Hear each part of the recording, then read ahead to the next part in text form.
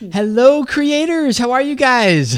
This is another great day to hang out and talk about online video because today we're going to talk about what's actually something you need to be considering going into 2019. I am joined by my sponsored co-host, Renee Teely. Hey, Renee, how are you doing? I'm doing well. Sorry, there's some audio issues. I could hear you through my headphones. Oh, okay.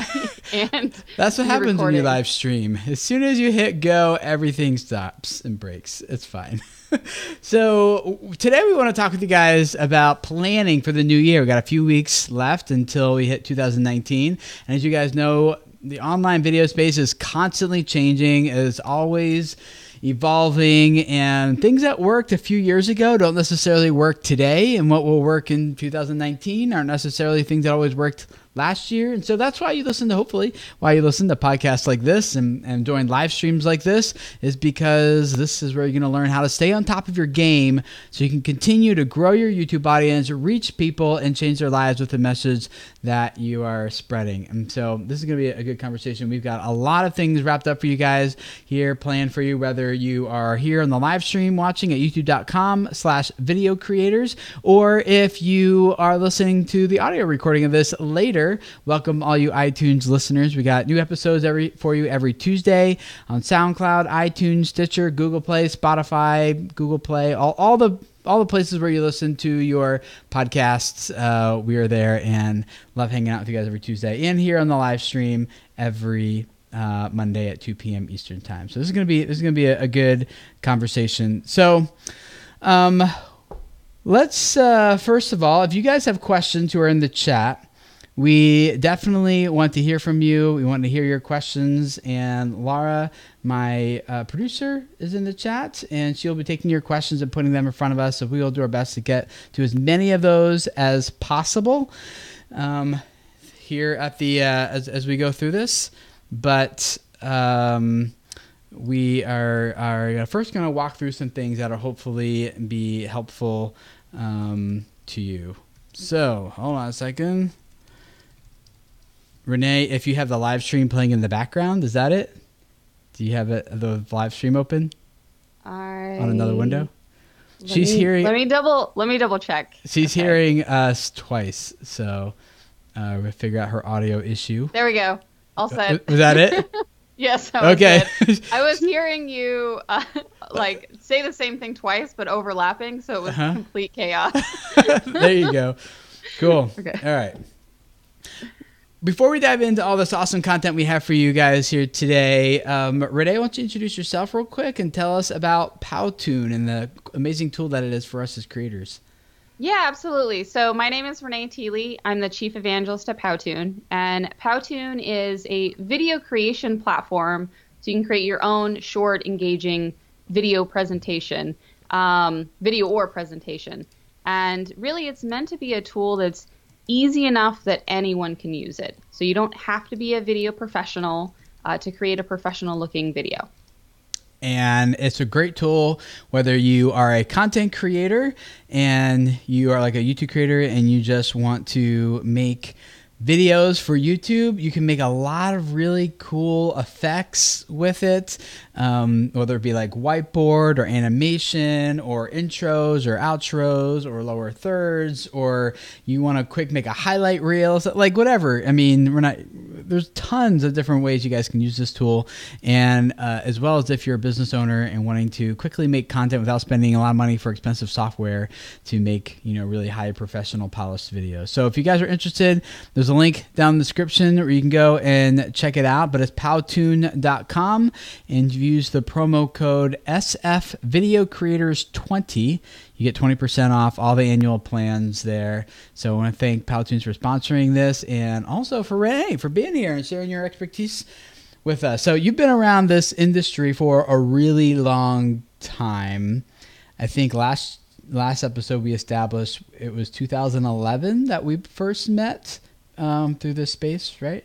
So 7 years? Yeah, somewhere around like 2011, 2012 is when we first met, but I think both of us have been in the video space for a long time, even before having met each other. But yeah, and you've had a lot of really cool positions and really long, important sounding titles at really big video companies, online video companies here, and so you've seen a lot with this. So as we talk about creating a successful video strategy, video marketing strategy for 2019. I'd love to hear what you're thinking about this, and we'll go back and forth. And again, you guys in the chat, ask your questions. Laura will get them, and we'll talk through as many of them here as we can.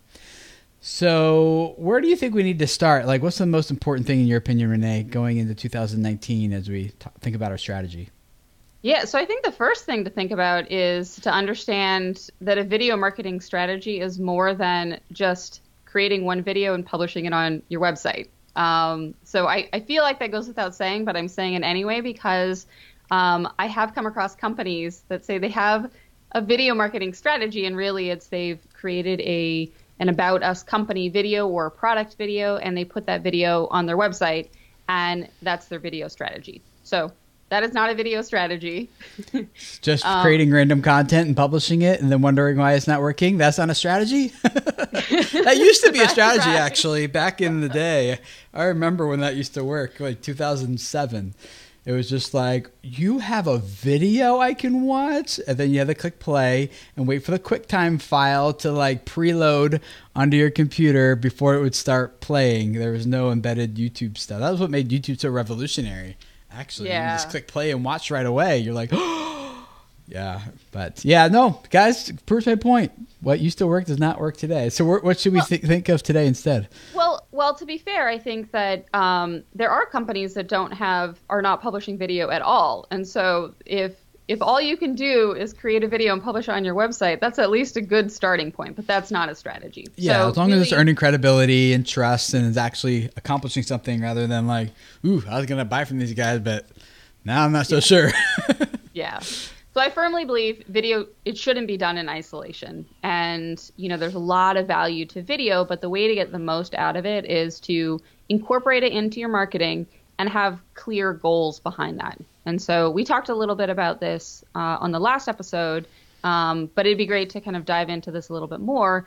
But I think the very first part of your video strategy needs to start with your audience. So who is your audience? So it's important to understand who you're trying to reach so you can create a plan to reach them. Yeah.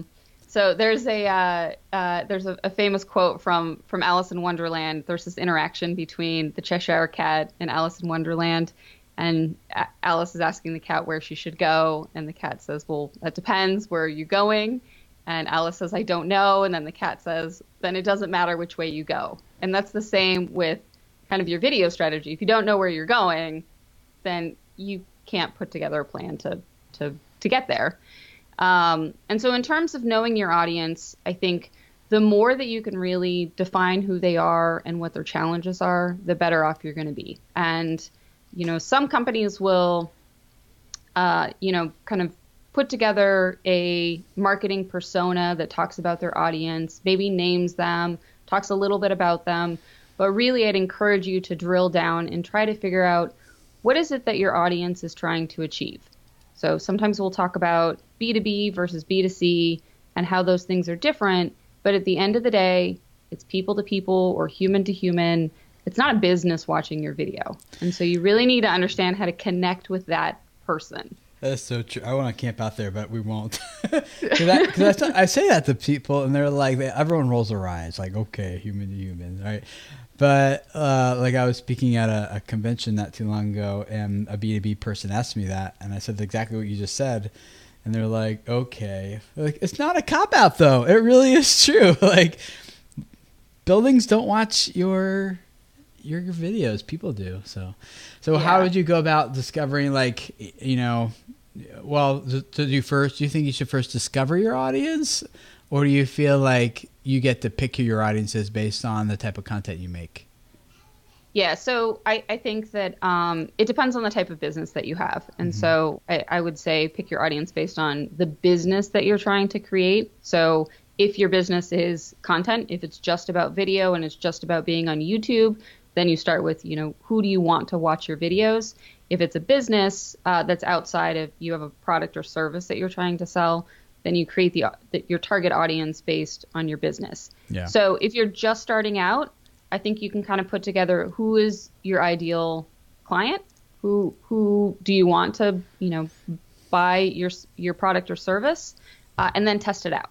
Yeah. Cool. And so you have to have some starting place. And yeah. I work with a lot of creators, and that is like a common thing we come back to whenever we're doing consultations or video labs or whatever. Spend a lot of time really like diving first into who is your target audience.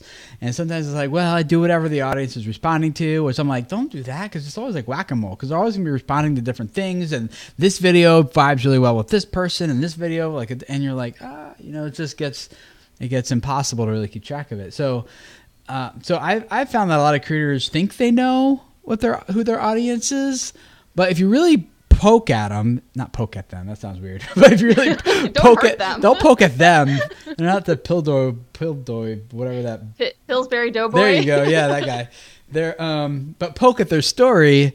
It's kind of like, well, they have a general understanding of like, I'm going after gamers, or I'm going after anyone who could possibly use my product or service. Like, well, if you make generic videos for a pretty generic audience, you're going to get generic results, right? So yeah, you gotta definitely fine tune that and so for you guys who are watching or listening, too many people skip over the step and they just go straight to like, I want to make something that's awesome. So they focus more on making like really cool visuals, which you can do with Powtoons and lots of other kind of cool programs, but it doesn't matter how cool the thing is if doesn't resonate with somebody. And so the coolness factor, I think, comes secondary to this first step, which is know your audience. Yeah, I mean, I think that most businesses or creators probably, kind of gloss over this. They'll put together like a quick paragraph of maybe who their audience is.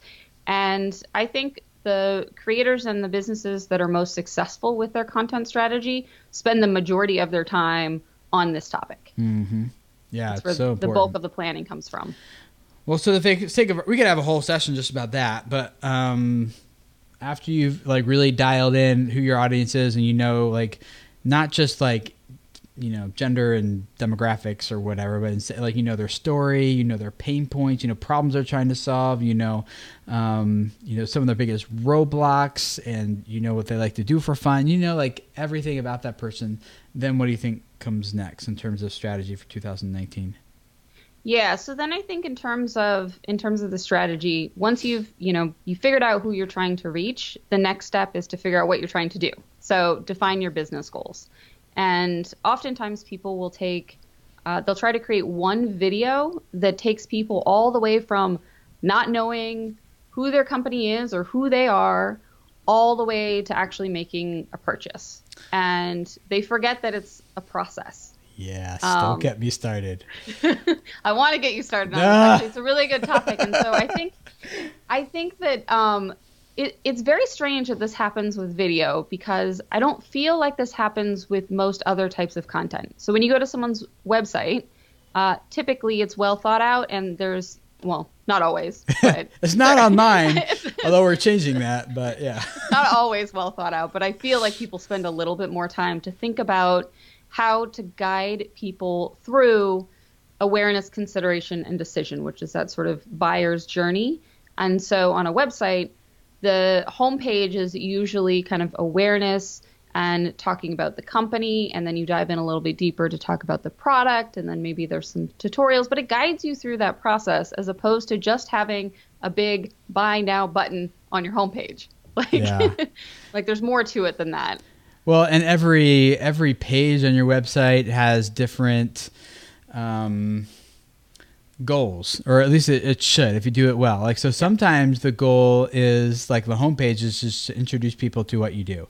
But that's different than your about page, which is different than your contact page. It's a different goal from your sales page. It's a different goal from your, legal page. They all have different goals. Yeah. But when it comes to video, I guess sometimes people forget that, and they make one piece of content that they want to get big views. They want it to get lots of subscribers. They want it to generate a lot of sales. They want it to rank #1 in search. They want it to go big on Reddit. They want it to engage an audience, get lots of comments, and you kind of like, you can't do all of that with one piece of content effectively. You can like pick a goal for each piece of content and stick to it. And so you've put together a couple of different goals here in terms of these different stages. And so you have this whole journey overall, and you're making pieces of content that lead people through each step of that journey. But the first journey you call the awareness stage. Tell us about that. Yeah, so there's lots of different versions of the marketing funnel and the buyer's journey, but essentially every buyer goes through 3 main stages, which is awareness, consideration, and decision. So in the awareness stage, the potential customer is aware of a problem or need that they have. They may or may not know who your company is. They just know that they have some need and they need it to be fixed in some way.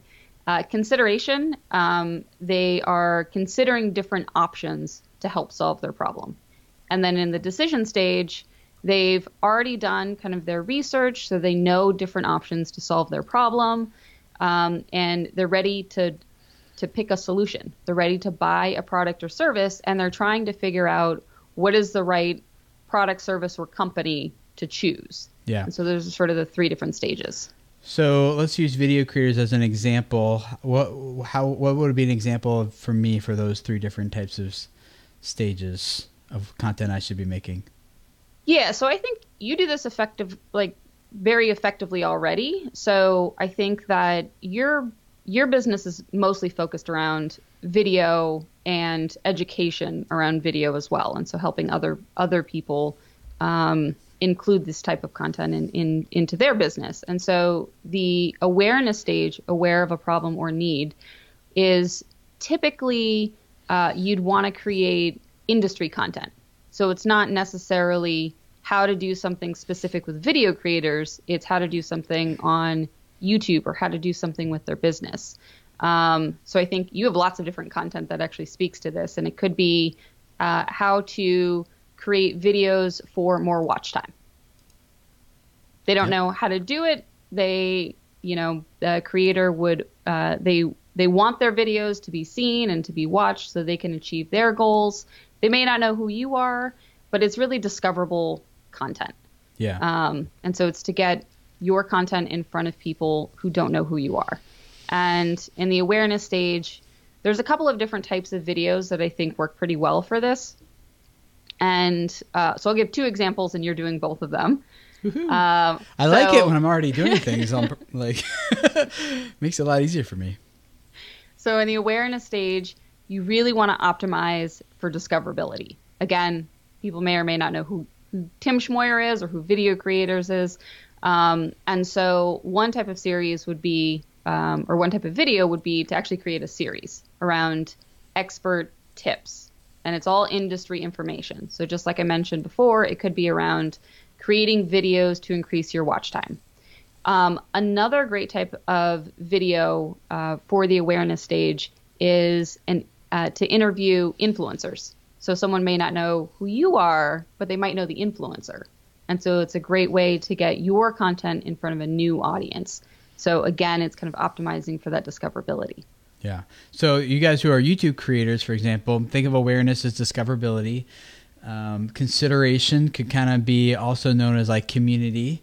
Like, let me get to know you a little bit better. Let me see a little bit more about what you're about, and consider this. And in our case, as a creator, might be let me consider subscribing to your channel, which could be maybe your channel trailer. In that case, on your YouTube, could be like something for the consideration stage. And then you have the decision stage, which is people who have decided, I'm going to subscribe, I'm going to go forward with your channel, and I want to keep watching, and then so you're making content specifically for them. And that would be like type of content that probably no one really cares about other than your existing audience, but this is exactly what they care about because they're a part of this with you. So whether you're a small business or like a YouTube creator, like the same process works both ways. So, and yeah, absolutely. I think with each each stage, so as you go from awareness to consideration to decision, you can get deeper in terms of being more product specific and talk more about your own company. So you're leading people to a sale. Yeah, exactly. And then I think it's also important then that we lead them to, when we lead them to that action we want them to take, we actually kind of need to tell them what that is. Because sometimes if you're just like, here's a really cool video, and at the end people are like, that was a really cool video, and then they just leave, and they never know who you are or care about who you are or make another like what action do you want them to take as a result of watching your video? Like what's that call to action? And I know you say that needs to be aligned with your business goals. What do you mean by that? Yeah, so in the awareness stage, when you're creating content for someone who doesn't know who you are, the goal is to get them to the consideration stage. So with each stage, you're trying to lead them to the next one. And so with business goals in the awareness stage, typically the goal could be, if you're a business, it could be to get people to your website, drive traffic to your website from YouTube. Or it could be just to get them to watch another video. So your goal in the awareness stage isn't necessarily a sale. Yeah. There may be some people that would buy right away after watching one video, but that's a very, very low percentage. And so I would optimize for the majority here, which is to get them to the consideration stage. And so in the awareness stage, the goal might be, your business goal might be video views. So you're optimizing for as many views as possible because you're trying to reach a broad audience, and potentially new subscribers. And then from a business side, it could be to get someone to sign up for an email newsletter or something like that, so you can continue that conversation with them. Yeah. Andrew Finley team in the chat says, that was a powerful tip, Renee. Thank you. As top performing trusted real estate advisor with a growing channel, I help people make decisions all the time. Love your strategy and thoughts behind each. So helping them make those decisions, like if you just put a piece of content in front of them and let it go, like it might not do anything for them. You got to tell them what to do next. What's the next step? What's the connection between what they just watched and the action that they should take? Whether that be as simple as subscribe to my YouTube channel, leave a comment down below, go check out the sponsor I'm working with, or this brand deal, or this product I've created, or this event I'm doing, or whatever. Like it doesn't matter what it is. Just like always keep that in mind. Cool. So the call to actions align with your business goals, and then how do you kind of know what types of videos are best for that kind of stuff? Like, is it there's everything from vlogs to gaming to beauty to DIY to educational to entertainment. In 2019, how can we make good decisions about the types of styles that we use for our content? Yeah. So it goes back to your business goals. So you know what your business goals are, and then you kind of help to create content around that based on the different stages. So I mentioned earlier, if your goal is to, you're targeting people in the awareness stage and you want people to sign up for an email or a newsletter or something like that, then you create something like an expert video tip series or interview influencers so you can reach that broad audience and for people to get to know you. So moving further down and you're thinking about the consideration stage, it's more about having them get to know your company and maybe even trying out your product. So in consideration stage, your goal could be to get people to sign up for a trial of your product. And so 14-day trial. And so you want to make sure that your content aligns with that. And so in this stage, it could be creating how-to videos. So actually showing people how to do something specific in your platform or your product, and then the call to action at the end of that is to sign up for a trial. And so the content needs to be based on what you want people to do next. Yeah. And then, moving further down in the decision stage, when someone has already signed up for some type of lead gen campaign, they've already signed up for a product trial, and now they're in that decision stage with you, the goal is really to get them to buy your product or service. Like, this is the time to sell. So you're not going to get as many views on a video like this because you're getting a little more niche, and this is for people who actually do know you and have already sort of gone through that process with you. But the goal is to get people to sign up to your product. So the type of video that you create could be a sales offer and maybe include a discount as part of that sales offer. Another great like type a 20% discount, maybe? Yeah. Using great example. A specific code for Powtoon.com. Absolutely. See, you're practicing what you preach. Good. I try to do that whenever possible. But yeah, so I mean, even with a discount code, I don't think that people, if they've never heard of Powtoon and they don't know what they do, they're not going to sign up for, actually use that discount code and sign up for an account. They have to get to know us. They have to learn what we can do and understand that we can help them achieve their goals in some way. So it's that process. But that's a great example of, decision stage and a kind of sales offer. Another great type of video, I don't want to move past this one. Another great type of video is a customer testimonial. Mm-hmm. So I know a lot of companies do focus on customer testimonials. Sometimes they're not inserted into the buyer's journey in the right place. But I think a great place for that is to present the kind of customer testimonials when someone is looking to buy.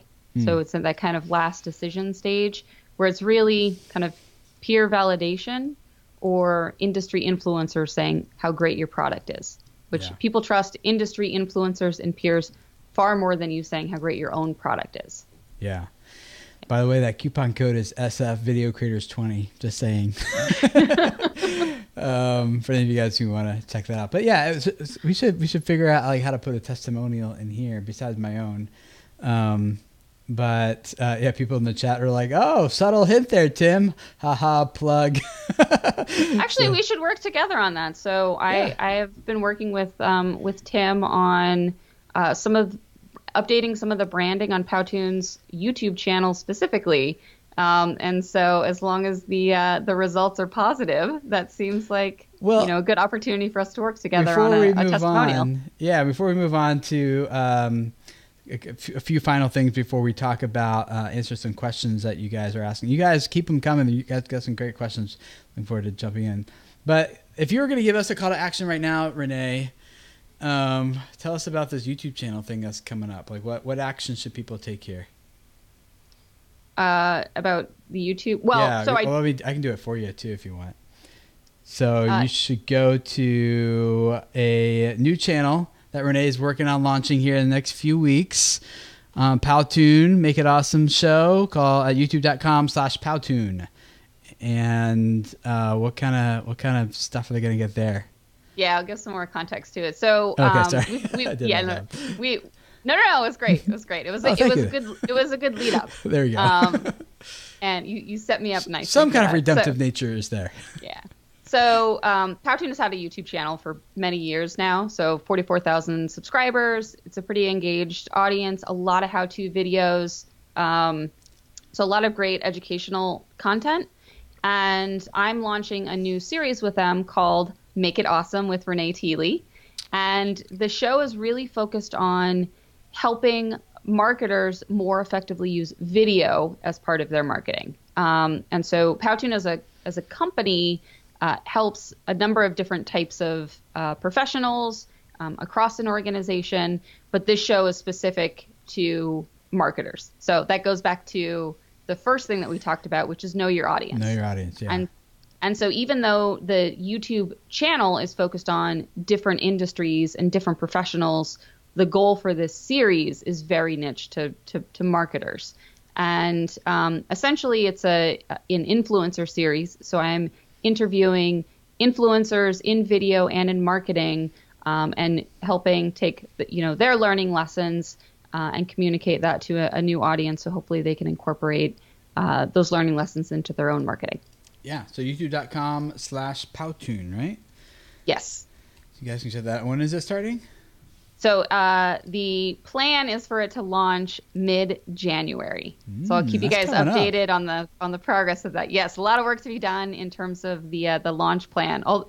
Most of the launch videos are actually done, and now we actually need to put a plan in place to actually get it in front of the right audience. That sounds like a whole topic we should talk about strategy behind planning and launching a YouTube channel like that. That could be a good topic. Yes, too. I definitely have a lot to add to that. I bet.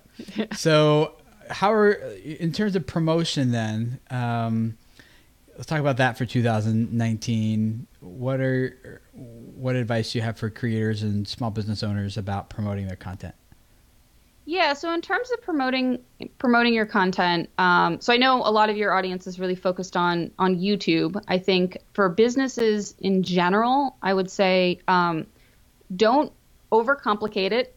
Make sure that you go where your audience is already. So if your audience is kind of an older, more mature audience, then maybe Snapchat shouldn't be like your number one promotional place. Like, go where your audience is. Don't make more work for yourself than you need to.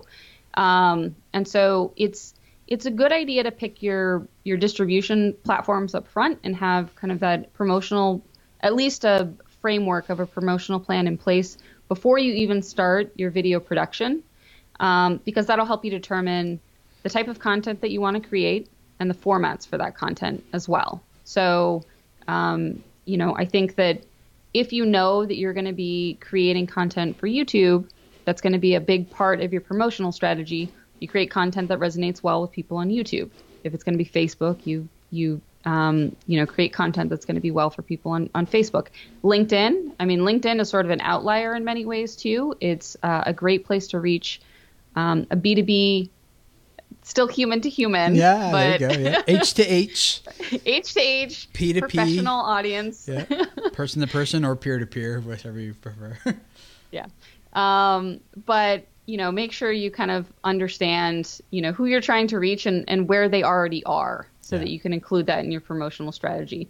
It's also good to kind of at least have an idea of where you want to promote your content up front, because you might need to create different versions of the same video. So, for example, if you're promoting your content on YouTube, but then you're also promoting it on Instagram, you might want a square video or a vertical video. Like, understanding that up front will help you so that you can actually plan for that editing in advance. Yes. Yeah. Yes. People, Variety Girl one. What does this B2B H to H talk mean? So B2B is business to business.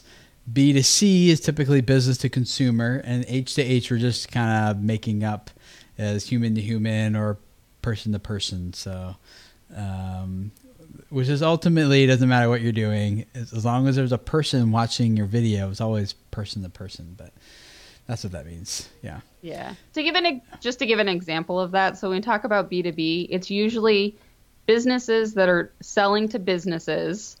And there are some differences in the type of marketing that you would do as a business to a business versus a business to a consumer. But a business B2C, an example of that would be like Coca-Cola. So you're selling a product, an individual goes out, buys that product, and drinks the Coca-Cola. I don't drink soda, but many people do.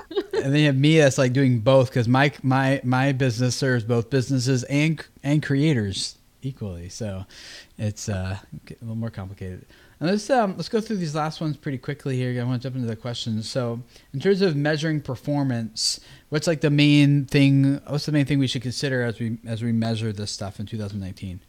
Yeah. So when you're thinking about like how well your video is performing, I think it's important to go back to understanding what your goal was for the video. So if your goal for the video was to get people to sign up for a trial of your product, then you don't care as much about video views as you do trial signups. And so if your goal was to get people to sign up for a trial and you got, that particular video just did exceptionally well in terms of video views, lots of people were watching, lots of people were engaged with it, but nobody signed up for a trial, that means it was unsuccessful in achieving your business goals. And so it's always good to know how many people are watching your videos. That'll help you figure out what's resonating with people. But if you're not getting people to sign up for a trial and that was your goal, then you need to do something different with that. So revisit the video, revisit your strategy, and figure out where things went wrong.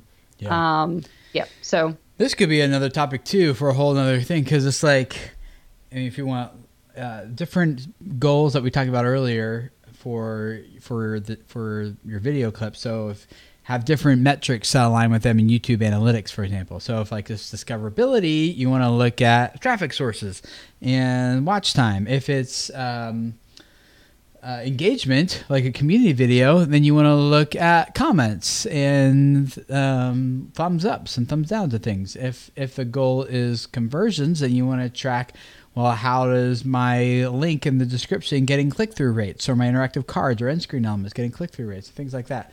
So you guys need to set those goals and then figure out how you're going to track them, because if you don't measure it, you really have no way of knowing if you're actually hitting those goals or not, or if you're not hitting your goals, which might be sales or subscriptions on your channel or something. There's no way for you to kind of backtrack through that process to figure out where is it broken. You know, what's the thing that I need to fix in this customer journey, like we talked about earlier, that gets people to take that call to action that we want them to take. So just kind of like putting together a good idea and going with it is probably better than nothing, but you can't optimize it and tweak it and improve it if you're not tracking it. So to measure what matters is a good way of putting it. We measure what's important to us is another way of putting it. You can't change what you don't measure, or something like. There's a whole bunch of the different sayings that are all totally applicable. And in terms of optimizing then this journey, then you have any notes on that before we dive into questions? Yeah, so if your videos aren't performing the way that you want or expected, there's a couple of things that you can do just to revisit the video, revisit your strategy, and figure out kind of where things went wrong. The first thing I'd look at, especially for YouTube videos, first thing I'd look at is, does the video deliver on the promise that you stated in the title of the video? So you have there's a couple of things that are enticing to people to get them to click to play that video. Title is definitely a big part of that. And so do you actually deliver on what you say you're going to do in the title of the video? Another thing to look at is, do you have an engaging video thumbnail? So if you didn't get enough people watching the video, maybe changing the thumbnail could actually have a big impact on getting more video views, and then ideally getting them to watch the end of the video and your call to action, or whatever your goal is as part of that. I'd also look to see if your title and thumbnail work together. So that's kind of the first thing, and then making sure that your video delivers on that promise. I'd also look at your engagement rates. So where are people dropping off in your video, and what is happening in the video around that time that is getting people to drop off? Because if they're dropping off in the early stages of the video, they might not be getting to the call to action. So they never have an opportunity to actually take that action that you want them to take. So your video is going to underperform. And then go back to your checklist. So all of the things that we've already talked about, make sure that your video actually aligns with, who your audience is. You're giving them a reason to care and helping them in some way with your content, so you know their pain point, and that you aren't trying to do too many things in the video, and you have one clear call to action. Great.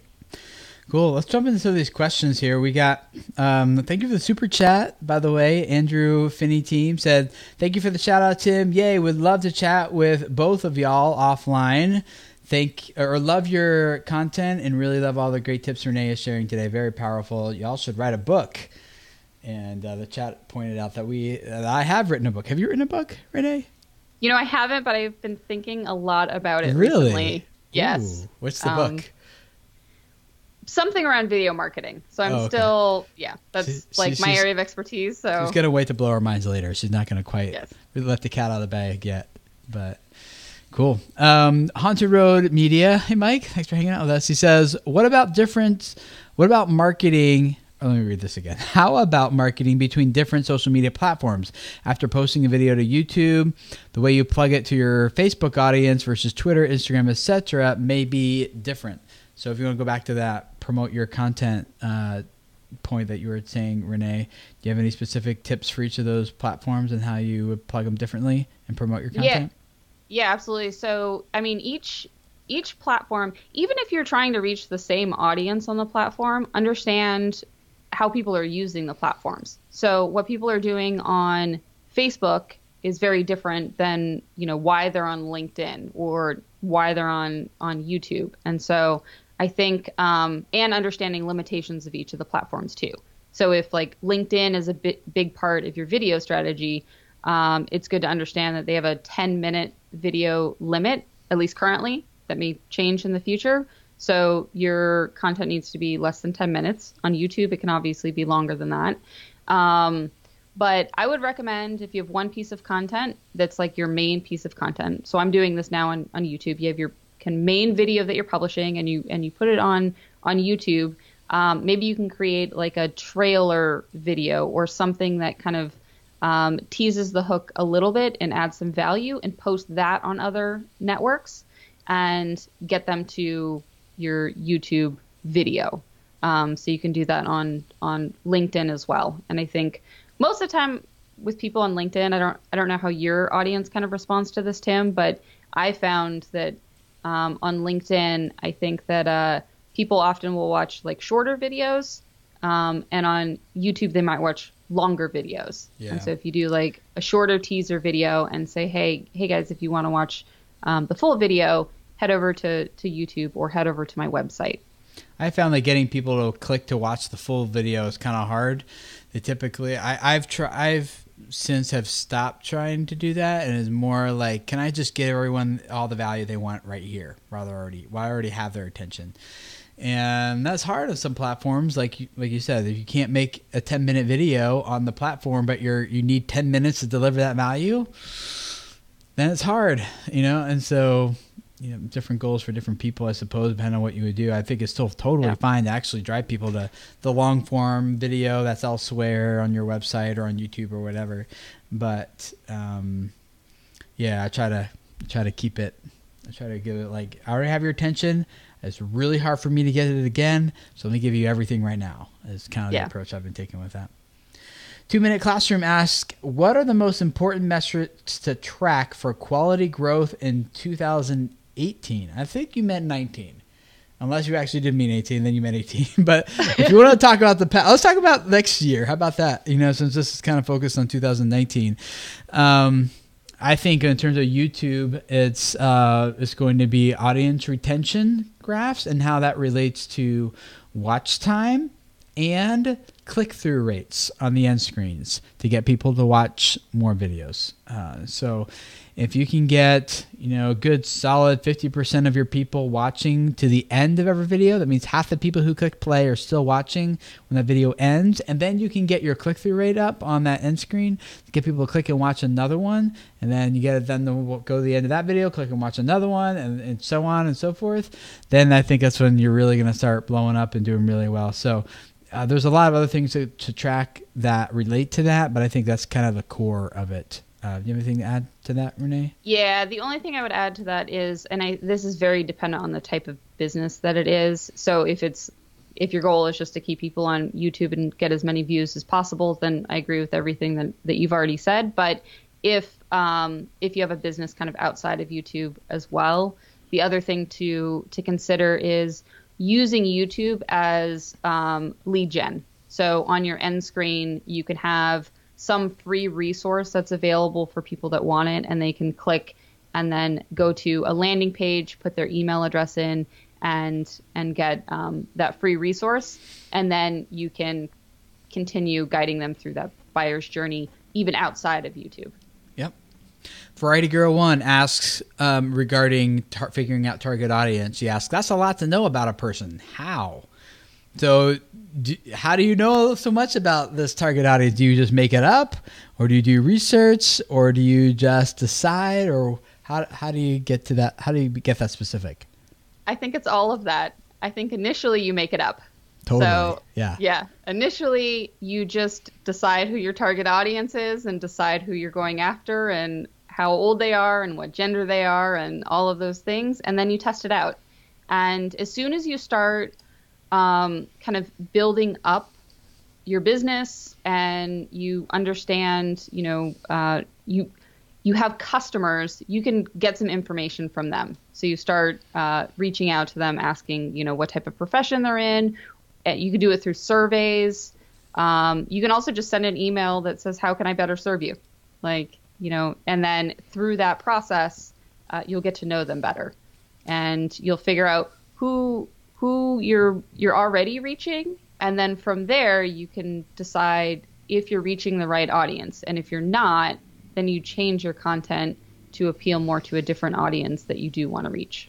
I think that if you start with your value proposition first, instead of like, well, who should I reach? I mean, it's fine to start with who should I reach, but if you have like a specific value proposition for your channel, for your brand, for your business, and then you ask the question, well, who wants that value?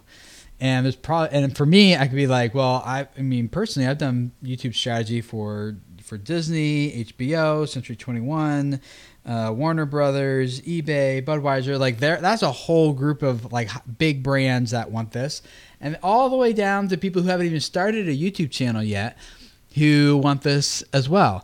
And so there's like a broad range. And so like you could start with like, here's the value, and then even then you might be like, I have this really broad audience, and then you say, well, then who do you feel like can best benefit from this value, or who do you think is going to get the most from this value, or who can you impact the most? And then combined with like, well, who do I enjoy serving the most, and who do I get the most fulfillment out of working with or serving or whatever. And so you can kind of keep going down. You're like, I love working with creators, YouTube creators who have a mission behind what they want to do that's bigger than make me rich and famous. This is like people who want, like I was working with the guy earlier this past week who helps people break out of their 9-to-5, experience freedom in their life by starting their own business. And for him, like, this wasn't really about like a lot of people are like, let's start a business so you can make money. This is like, yeah, you need money, but the point of the money is to give you freedom.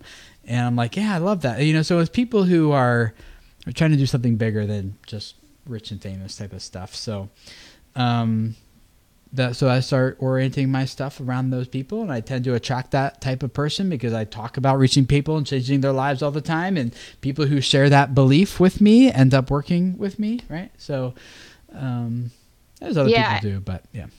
I think your value prop and your target audience definitely need to go hand in hand. There's a problem if those are different, and I'm glad that you brought up what the type of creators that you like to work with, because I wanted to mention. So for people who are trying to figure out how to reach their audience and who their audience is and how to reach them, I would recommend reading this book. It's called Drive. It's by Daniel Pink. And I think this is a nice kind of add-on to the book that you recommend, Tim, which is Primal Branding. I know you've talked a lot about that book. But in this book, Daniel talks a lot about what motivates people. And so when we talk about knowing your audience, I think it's important to keep in mind, and even your value prop, it's important to keep in mind what people actually want. And so, Daniel talks about kind of the main motivators are autonomy, mastery, and purpose. And what you just described, Tim, is all around purpose. And, so I think sometimes what motivates people isn't purely financial. And even if it's financial, there's something else behind that. So maybe they want financial freedom, but they want financial freedom because it gives them more time to spend with their family. And so the kind of deeper that you can dive into, or it's a deep-rooted insecurity that they need to feed. It could be anything, really. Yeah, it could be mastery because they need to be good at something, and that's part of purpose too. So these things kind of play together as well. Yeah. Rach Rook, thank you for the super chat. It says, I want to do gaming, any tips? And yes, this is what we're talking about. Like, know exactly who your audience is. You can't just go after gamers in general. You have to know like what type of gamers, why do they enjoy gaming, what are they coming looking for, and really figure out what the value is that's specific to what you're doing in the gaming industry in that niche and the audience you want to serve. So the things we're talking about exactly apply, especially to something as broad as gaming, where so many people are just generally they're just playing games, hoping that their audience grows based on nothing else than the merit of the game that they're playing or something. So everything we've talked about here in terms of strategy applies to gaming 100%. I would say with just one thing on that, with gaming and some other types of content too, niche down on those types of things. So I would say don't go too broad with your audience. I mean, I recommend this for anyone to niche down, but especially for kind of saturated markets like that, is instead of just gaming, be maybe a little more specific about the audience you're trying to reach. Yes, absolutely. Great. Let's do one more question real quick. And it's going to be from World Towning. Good to see you guys again. Welcome. I don't think I've seen you recently, so it's good to see you guys. My question for Renee is, how do you get yourself a reality check on your content? Your friends are your biggest cheerleaders and will be biased. Any suggestions? Reality check on your content. Engagement metrics, views, how well is your content actually helping you achieve your goals? Metrics. Measure everything that has anything to do with the performance of your content, and that's your reality check. Unfortunately, for even me, I look at it, I'm like, oh my gosh, like, come on, guys. Like, I thought this video was awesome. And then the videos you don't think are awesome are the ones that perform really well sometimes. And you just want to do a face palm and be like, I give up. I have no idea how this works. But yeah, cool. Well, if you guys want to create awesome content that will increase the likelihood of engaging viewers, then check out Powtoon.com and use that promo code SFVideoCreators20 for 20% off of all the annual plans. You'll find a link in the show notes if you're listening to the podcast of this, or those of you guys who are watching the live stream, there's a link down in the description where you guys can check that out, and as well as youtube.com/Powtoon to get ready for that launch coming up here in a few weeks, where you can hang out with Renee on a more ongoing weekly basis and learn more about your video marketing strategies and things throughout 2019, not just here, but going forward. So looking forward to hanging out with you guys then, and I think this is the last live stream episode for 2019. So next week is New Year or Christmas, and then New Year's, and then into 2019. So we'll start strong. We'll start strong for 2019 though. We already have it planned out, but I don't remember what it is, so I'd have to go back and look. But do I have it here in front of me? Oh, yes, I do. It's ways to use video to really build your brand in 2019. So that'll be a good talk as well. So Thank you guys for hanging out. Check out Powtoon. A huge thank you to them for being a sponsor of this episode. And hope you guys all have an amazing Christmas and a happy New Year, and that you resolve to make resolutions that you keep for longer than 2 weeks. And am I just talking to me, maybe? Maybe that's probably it. I think you're talking to me as well. Oh, okay. Well, I'm talking to at least two of us. And looking forward to hanging out with you guys again in a few weeks. So Merry Christmas, Happy New Year's, and we will see you guys again soon. Bye. Happy holidays. Bye.